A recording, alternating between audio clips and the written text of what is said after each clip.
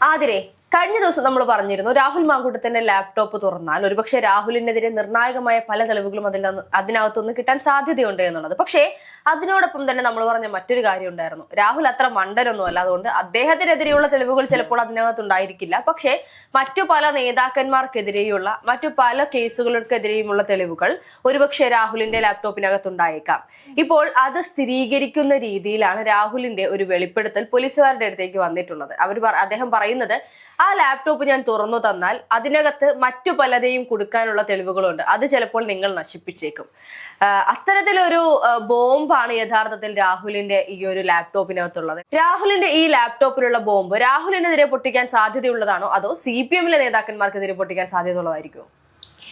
നിലവില് രാഹുലിന്റെ ലാപ്ടോപ്പ് മാത്രമല്ല, 2 ഫോണുകളുണ്ട്. ആ 2 ഫോണുകളും തുറക്കാൻ പറ്റാത്തൊരു സാഹചര്യമാണ്. പാസ്വേഡ് രാഹുൽ പറഞ്ഞു കൊടുക്കുന്നില്ല. കഴിഞ്ഞ ദിവസം മാധ്യമങ്ങളിലെല്ലാം കേട്ട ഒരു പ്രധാന കാര്യമായിരുന്നു, രാഹുൽ മാങ്കൂട്ടം വിറപ്പിച്ചു പോലീസാണ് പെടുന്നത് എന്നുള്ള ഒരു രീതിയിലേക്ക്. ശരിയാണ്, പോലീസ് പെട്ടുകൊണ്ടിരിക്കുകയാണ്. യാതൊരു രീതിയിലും രാഹുലിന്റെ ഭാഗത്തു നിന്നും അവർ പ്രതീക്ഷിക്കുന്ന രീതിയിലുള്ള സഹകരണം കിട്ടുന്നില്ല. നമ്മൾ മിക്ക കേസുകളിലും അവരെ കൊണ്ട് അത് പറയിക്കാം.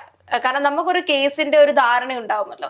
രാഹുൽ മാങ്കൂട്ടം ആ പെൺകുട്ടിയെ റേപ്പ് ചെയ്തു, അതേപോലെ തന്നെ ഈ പണമൊക്കെ തട്ടി, ഇതാണ് നമുക്ക് ആ കേസിൽ തെളിയിക്കാനായിട്ടുള്ളത്. അതാണ് ഈ പറഞ്ഞ അതിജീവിതയുടെ പരാതി. അപ്പൊ ആ പരാതിക്ക് മേൽ തെളിയിക്കുകയാണ് പോലീസിന്റെ ആവശ്യം. പക്ഷെ നമ്മുടെ ആ ഒരു ധാരണയിലേക്ക് രാഹുൽ മാങ്കൂട്ടം എത്തുന്നില്ല.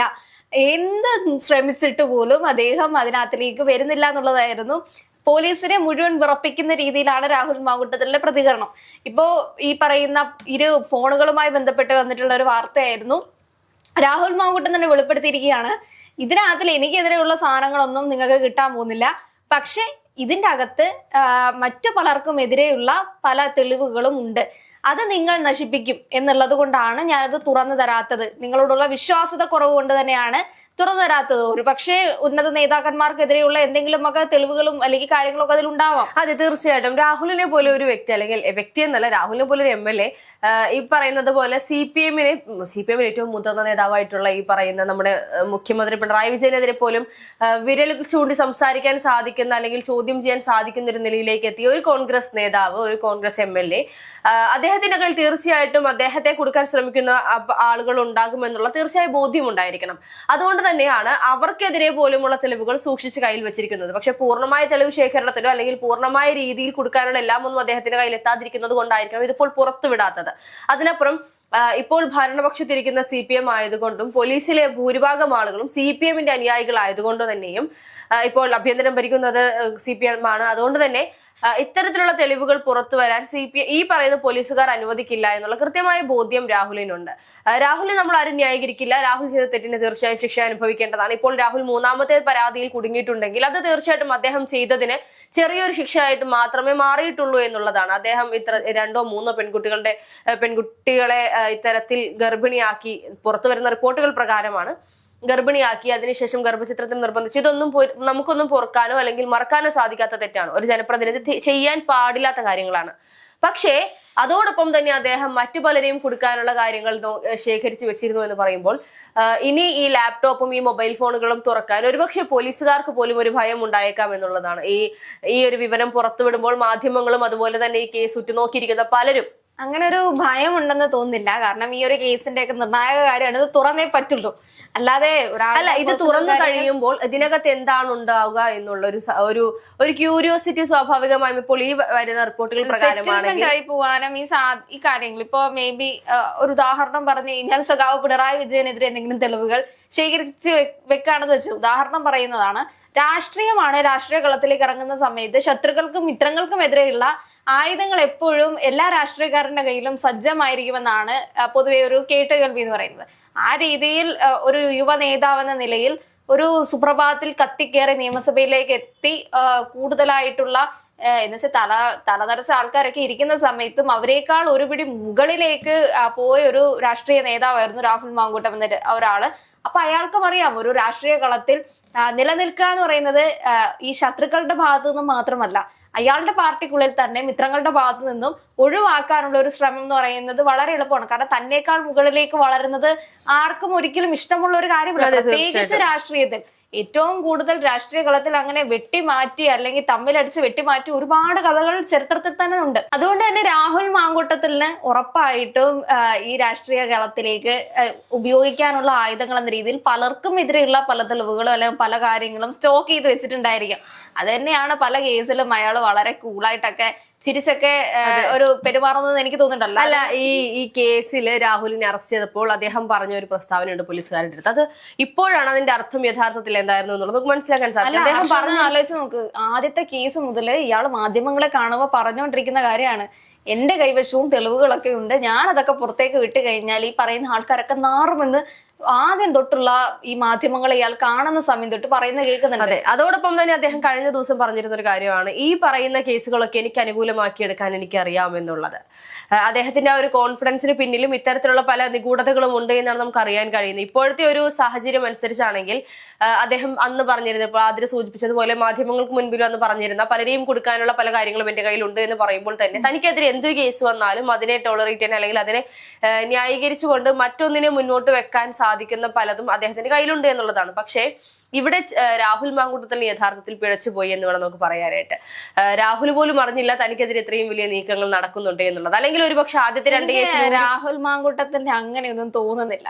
കാരണം അയാൾ വിചാരിച്ചിട്ടുള്ള ഒരു സർപ്രൈസ് അറസ്റ്റ് ഒക്കെ ആണെങ്കിലും അല്ല, അയാൾ ചോദിക്കുന്നുണ്ട്, ആ ഒരു സമയത്ത് അദ്ദേഹം അറസ്റ്റ് പ്രതീക്ഷിക്കുന്നില്ല. പുള്ളി അത് പ്രതീക്ഷിച്ചിട്ടുണ്ടായിരുന്നു നേരത്തെ തന്നെ, ഈ ഒരു കേസ് വരാൻ പോവുകയാണ്, ഈ കേസ് വരുമെന്ന് അദ്ദേഹത്തിന് അറിയാം. കാര്യങ്ങളൊക്കെ ഓൾറെഡി വിചാരിച്ചിട്ടുള്ള ഒരു കാര്യം തന്നെയാണ്. അതുകൊണ്ട് തന്നെയാണ് അയാൾക്ക് പ്രത്യേകിച്ച് കുലുക്കങ്ങളൊന്നും ഇല്ലാത്തതിന്റെ ഒരു പ്രധാന കാര്യം. രാഷ്ട്രീയ ഈ കോൺഗ്രസ് നേതാക്കന്മാർക്കാണെങ്കിലും ഹർഷത് കാണുന്നുണ്ടോ ആരെങ്കിലും ഒരു വലിയ രീതിയിൽ ഒരു കൂളകം സൃഷ്ടിക്കുന്നതോ അല്ലെങ്കിൽ വലിയ വലിയ നിലപാടുകൾ എടുക്കുന്നതോ ഒന്നും നമ്മൾ കാണുന്നില്ല. മാധ്യമങ്ങളെ അവർ കാണുന്നുണ്ട്, കൃത്യമായി അവരവരുടെ നിലപാടുകൾ പറയുന്നുണ്ട്. അവരും ഓൾറെഡി പ്രിപ്പയർഡ് ആയിരുന്നു തന്നെയാണ് നമുക്ക് തോന്നുന്നത്. ഇപ്പോ ഈ ഇടതുപക്ഷത്തിന്റെ ഭാഗത്ത് നിന്ന് നോക്കുകയാണെങ്കിൽ അവരും പ്രിപ്പയർഡ് ആയിരുന്നു. ഇതിനകത്തിൽ പ്രിപ്പയർഡ് അല്ലാത്തത് രാഹുൽ മാങ്കൂട്ടമോ കോൺഗ്രസ്സുകാരോ CPM ഒന്നും ആയിരുന്നില്ല, ജനങ്ങളായിരുന്നു പ്രിപ്പയർഡ് അല്ലാത്തത് വേണം ഈ കേസിൽ പറയാൻ വേണ്ടി.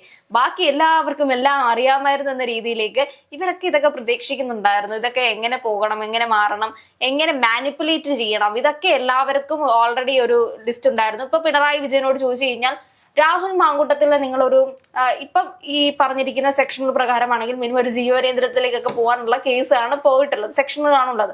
തെളിഞ്ഞാൽ മാത്രം ഇത് തെളിഞ്ഞ് നിങ്ങൾ അവർക്ക് ശിക്ഷ വാങ്ങി കൊടുക്കുമോ അല്ലെങ്കിൽ അതിജീവിതയോടൊപ്പം നിൽക്കുമോ എന്നൊക്കെ ചോദിച്ചു കഴിഞ്ഞാൽ അതിജീവിതയോടൊപ്പം നിൽക്കുന്നുണ്ടായിരിക്കാം. പക്ഷെ ഈ പറയുന്ന കാര്യത്തിന് സഖാവിന് പോലും വലിയ ഉറപ്പുണ്ടാവില്ല. ഇയാളെ ജയിലിലേക്ക് പോവോ അല്ലെങ്കിൽ ഇത്ര വർഷം ഇതുണ്ടാവുമോ? അതിന്റെ അപ്പുറത്തേക്കും രാഹുൽ മാങ്കൂട്ടം എന്ന് പറയുന്ന ആളുടെ രാഷ്ട്രീയ ഭാവി അവസാനിപ്പിക്കണമെന്ന ലക്ഷ്യമാണ് ഏറ്റവും പരമോന്നതമായിട്ടുള്ളത്. അല്ലാതെ എനിക്ക് തോന്നുന്നില്ല എല്ലാവരും പറയുന്ന രീതിയിൽ സഖാവിന് അതിജീവിതമാരുടെ രക്ഷകനായി ഈ പറയുന്ന പ്രത്യക്ഷപ്പെട്ടതാണെന്ന് എനിക്ക് തോന്നുന്നില്ല. അങ്ങനെയാണെങ്കിൽ CPM-ന്റെ ചരിത്രത്തിൽ അല്ലെങ്കിൽ CPM-ന്റെ അകത്ത് തന്നെ ഒരുപാട് ഇങ്ങനത്തെ കേസുകൾ റിപ്പോർട്ട് ചെയ്യുന്നുണ്ട്. അതൊക്കെ പാർട്ടി മീറ്റിംഗിൽ ഒരു കട്ടൻ ചായക്ക് അപ്പുറത്തും ഇപ്പുറത്തും നിന്ന് സെറ്റിൽമെന്റ് ചെയ്യുന്ന പരിപാടികൾ നടക്കുന്നുണ്ട്. അപ്പൊ ആ അതിജീവിതമാർക്ക് ഒന്നും എന്തുകൊണ്ട് നിങ്ങൾ നീതി കൊടുക്കുന്നില്ല എന്നൊരു ചോദ്യം നമുക്ക് ചോദിക്കും. അതേപോലെ കഴിഞ്ഞ കുറച്ച് സമയങ്ങൾക്ക് മുൻപ് ഞാനൊരു ട്രോള് കണ്ടിരുന്നു. അതിനകത്ത് ഈ കഴിഞ്ഞ രാഹുൽ മാങ്കൂട്ടത്തിന്റെ കേസുമായി ബന്ധപ്പെട്ട് വന്നിരുന്ന അതിജീവിതയുടെ ഫേസ്ബുക്ക് പോസ്റ്റ് അദ്ദേഹം നമ്മുടെ സഖാവ് മുഖ്യമന്ത്രി പിണറായി വിജയൻ അദ്ദേഹത്തിന്റെ കപ്പില് ടീ കപ്പിനകത്ത് പ്രിന്റ് ചെയ്തിട്ട് അതിനകത്ത് ചായയോ വെള്ളമോ എന്തോ ഒന്ന് കുടിക്കുന്ന ഒരു ദൃശ്യങ്ങൾ വലിയ രീതിയിൽ വൈറലായിരുന്നു എന്നുള്ളത്. അപ്പോൾ അതിന് പിന്നാലെ തന്നെ അതിന് തൊട്ടടുത്തതിനെ മറ്റൊരു ഫോട്ടോ വെച്ചിട്ട് 51 വെട്ടുവെട്ടിയ TP വധക്കേസിൽ ആ ഒരു വെട്ട് കൊണ്ട ആ ഒരു വ്യക്തിയോട് അല്ലെങ്കിൽ അത്രയും ക്രൂരമായ അത്രയും വേദന സഹിച്ച ആ വ്യക്തിയോടില്ലാത്ത മമതയും കാരുണ്യവും അല്ലെങ്കിൽ ദയയും ദാക്ഷിണ്യവുമാണ് ഈ രാഹുലിന്റെ അതിജീവിതയോടുള്ളത്. എന്തുകൊണ്ടാണ് ഇങ്ങനെ ഒരു വേർതിരിച്ച് അല്ലെങ്കിൽ പിണറായിയുടെ ഇരട്ടത്താപ്പായിട്ട് മാത്രമേ എനിക്ക് തോന്നുന്നു. ഇതിനു മുമ്പ് പത്രമാധ്യമങ്ങളിൽ നിങ്ങൾ സെൻസേഷണൽ ആയി പോവാതിരിക്കുന്നതിന് കാരണം അതൊരു സിറ്റിംഗ് MLA അല്ലെങ്കിൽ ട്രെൻഡിങ് ആയിക്കൊണ്ടിരുന്ന MLA അല്ല ആ റേപ്പ് കേസുകളിലൊക്കെ പ്രതി ചേർക്കപ്പെട്ടിട്ടുള്ളത്. അതുകൊണ്ടാണ് അതൊന്നും വാർത്താ മൂല്യം എത്താതെ പോയതും CPM-ന്റെ അകത്ത് തന്നെ സെറ്റിൽമെന്റ് നടത്തി പോയതുമാണ്. മുഖ്യമന്ത്രിക്ക് ഒരിക്കലും അത് നിഷേധിക്കാൻ പറ്റില്ല. എത്ര കേസുകളൊക്കെ സെറ്റിൽമെന്റ് ഒന്നും ചെയ്തിട്ടില്ല എന്നൊക്കെ ചോദിച്ചു കഴിഞ്ഞാൽ ചെയ്തിട്ടുണ്ടെന്നുള്ള സത്യാവസ്ഥയാണ്. അതൊക്കെ പുറത്തേക്ക് വന്നിട്ടുണ്ട്. ഒരുപാട് തവണയൊക്കെ അതിജീവിതന്മാർ CPM-ന്റെ അകത്തേക്ക് ഒന്ന് പരാതി സ്വീകരിക്കൂ എന്ന് പുറകിന് നടന്നിട്ട് സ്വീകരിച്ച കേസുകളും നമുക്കറിയാം. അതൊന്നും എങ്ങും എത്തിയിട്ടില്ല. പ്രത്യേകിച്ച് പിന്നീട് അവർക്ക് സ്ഥാനമാനങ്ങൾ കൊടുക്കുന്ന ഒരു സാഹചര്യമായിരുന്നു. അതുകൊണ്ട് തന്നെ ഇതൊക്കെ കൃത്യമായ PR-ന്റെ ഇതാണ്. എങ്ങനെയെങ്കിലും ശബരിമലക്കൊള്ള എന്ന് പറയുമ്പോൾ ഞങ്ങൾ ഇപ്പുറത്തത് രാഹുൽ മാങ്കൂട്ടം എന്ന് പറയും. അത് ഈ അതിജീവിതമാരോടുള്ള പ്രത്യേക സ്നേഹമല്ല. രാഹുൽ മാങ്കൂട്ടത്തിന് ശിക്ഷ വാങ്ങി കൊടുത്ത് അയാളെ സമൂഹത്തിലേക്ക് പാഠം പഠിപ്പിക്കണം എന്നുള്ള രീതിയല്ല. അയാളുടെ രാഷ്ട്രീയ ജീവിതം തകർക്കണം അല്ലെങ്കിൽ രാഷ്ട്രീയപരമായി ഒന്ന് വെട്ടിക്കളയണം എന്നുള്ള ലക്ഷ്യം മാത്രമാണ്. പക്ഷെ അതിന്റെ അപ്പുറത്തേക്കും ഒരു ജനനായകൻ അല്ലെങ്കിൽ സംസ്ഥാനത്തിന്റെ മുഖ്യമന്ത്രി ഇങ്ങനെ ഒരു രീതിയിലേക്ക് പെരുമാറുന്നത് ശരിയല്ല. കൃത്യമായി അയാൾ നമ്മുടെ സമൂഹത്തിലേക്ക് ഒരു നല്ല വ്യക്തിയല്ല എന്ന് തിരിച്ചറിഞ്ഞിട്ടൊക്കെ ഇങ്ങനെ ശിക്ഷിക്കാൻ അല്ലെങ്കിൽ അതിനൊക്കെ കൂടെ നിൽക്കുകയാണെങ്കിൽ നമുക്ക് അംഗീകരിക്കാൻ പറ്റും. പക്ഷെ ഇത്തരം PR-കൾക്ക് ഞങ്ങൾ നിങ്ങളെ സപ്പോർട്ട് ചെയ്യില്ല എന്നുള്ളതാണ് സത്യാവസ്ഥ. കാരണം പുര കത്തുമ്പോൾ വാഴ വെട്ടുന്ന ഒരു രീതി ഉണ്ടല്ലോ, അതാണ് നമുക്കിവിടെ കാണാൻ സാധിക്കുന്നത്. ഒരു വഴിക്ക് പൊതിച്ചോറ് കൊണ്ട് PR നടത്തുന്നു, ഒരു വഴിക്ക് കപ്പ് കൊണ്ട് PR നടത്തുന്നു. നിങ്ങൾക്ക് ഈ PR-ന് ഇത്രയധികം പൈസ കിട്ടുന്നുണ്ടോ എന്ന് നമുക്കറിയില്ല. എന്തായാലും രാഹുൽ മാങ്കൂട്ടം പെടുമോ പെടത്തില്ലയോ എന്നുള്ളത് ആ ഫോൺ തുറക്കണം. പിന്നെ പുള്ളിയുടെ ആത്മവിശ്വാസത്തിനപ്പുറത്തേക്കും പുള്ളിക്കെതിരെ എന്തെങ്കിലും ഉണ്ടെങ്കിൽ ഈ പറയുന്ന രീതിയിൽ ചിരി ചിലപ്പോൾ മായാനും ചാൻസ് ഉണ്ട്. അല്ല, രാഹുൽ മാങ്കൂട്ടത്തിൽ പെടുമോ ഇല്ലയോ എന്നതിനേക്കാൾ ഉപരി രാഹുൽ എന്തായാലും ഇപ്പോൾ പെട്ടിരിക്കുകയാണ്. ഇനി അതിനുള്ള കുറച്ചുകൂടി ഉറപ്പിക്കാനുള്ള കുറെ തെളിവുകൾ മാത്രമാണ് രാഹുലിന്റെ ഫോണിൽ നിന്ന് ലഭിക്കേണ്ടത് എന്നുള്ളത്. അതോടൊപ്പം തന്നെ ഈ പറയുന്ന മറ്റേതൊക്കെ നേതാക്കന്മാർ, എവിടെയൊക്കെയുള്ള നേതാക്കന്മാർ, ഏത് മുന്നണിയിലുള്ള നേതാക്കന്മാർ ഇനി പെടും രാഹുലിന്റെ ഈ ഒരു കേസിന് പിന്നാലെ വാല് പിടിച്ച് എത്രയോ ആളുകൾ ഇനി ജയിലിലേക്ക് പോകേണ്ടി വരും എന്നുള്ളത് നമുക്ക് കാത്തിരുന്ന് കാണേണ്ടത് തന്നെയാണ്.